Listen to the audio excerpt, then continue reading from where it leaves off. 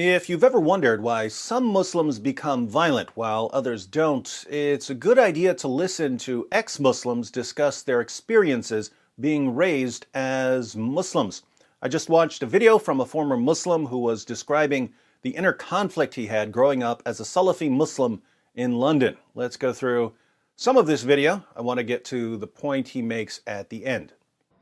I was brought up believing that the West is at war with Islam, and that because the West is at war with Islam, the West is therefore a legitimate target for attacks. So growing up in London, and I was born and raised in London, growing up in London, I was taught that I was living in enemy territory, that everyone surrounding me was the enemy, that they were out there to get me.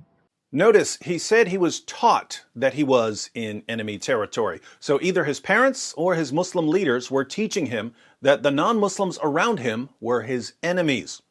Needless to say, viewing everyone around you as your enemy can affect the way you interpret various events. And it was within this kind of mentality that when 9/11 happened and all the conspiracy theories started flying around about the Americans making it up and doing it so that they could have an excuse to invade Muslim countries, I believed them because it fitted with what I believed in, with what I had been taught. Now, if you view the people around you as the enemies of Muslims, how are you going to interpret the wars in Iraq and Afghanistan?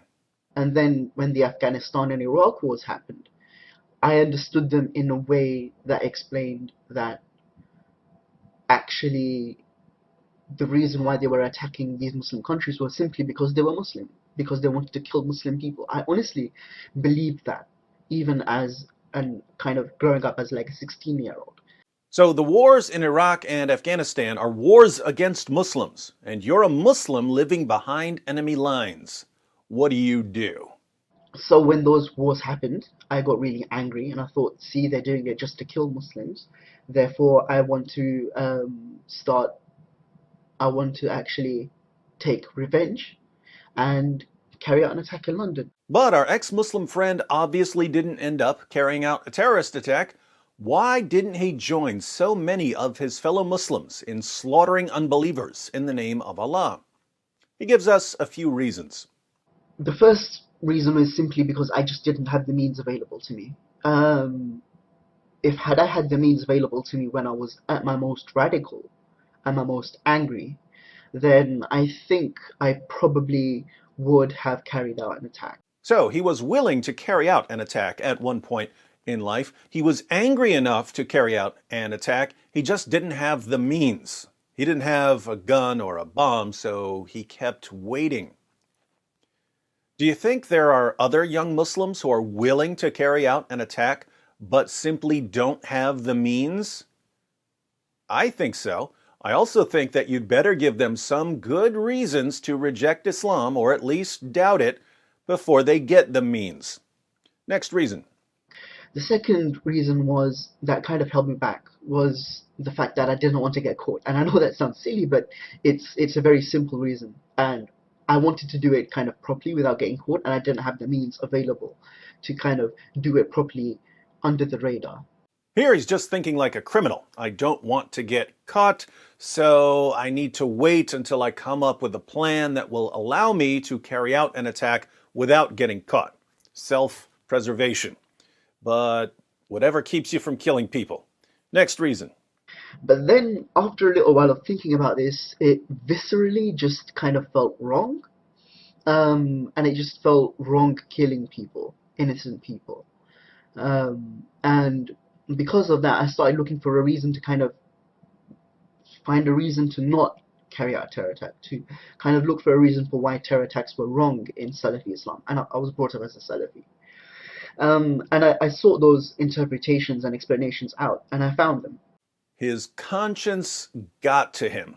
Glad this guy's not a psychopath. He simply felt that it was wrong to kill innocent people. And so he started looking for some justification within Salafi Islam not to wage jihad. Pretty creepy when you have to struggle to find reasons in your religion not to slaughter people. But he says he found such reasons. Because you're a British citizen, you have, in effect, an agreement with the British state saying that you will not carry out attacks. Therefore, you should not carry out attacks because carrying out attacks will go against that agreement. And I found this convincing, and I stopped myself from carrying out attacks. Because you're a British citizen, you're under a kind of agreement with your country not to attack it. I've heard people like Anjem Choudary say the same thing.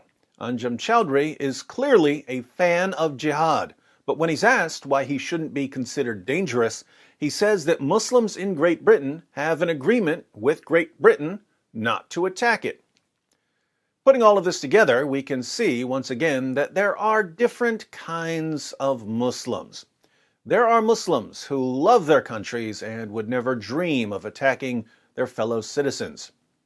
But there are Muslims who believe that they're in enemy territory, living in countries that they believe are at war with Islam. What are they supposed to do? Well, if they're looking for a reason not to attack the non-Muslims around them, they can find a reason not to attack. They can say, there's a kind of contract at work, a contract between me and my country, and I'm not going to violate that contract. If they're not looking for a reason not to kill people, then we end up seeing their pictures on the evening news, where we'll be reminded once more that none of this has anything to do with Islam. I'm starting to think that this has something to do with Islam.